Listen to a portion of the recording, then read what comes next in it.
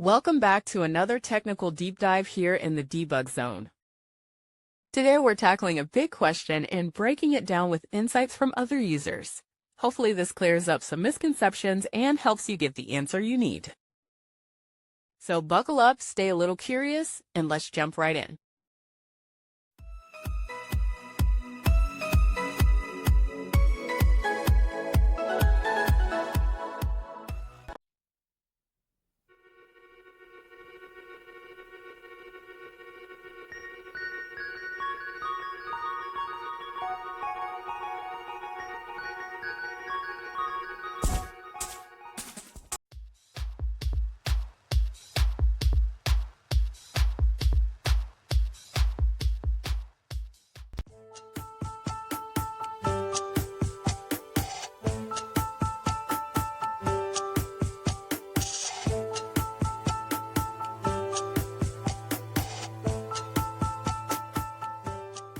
And that's a wrap.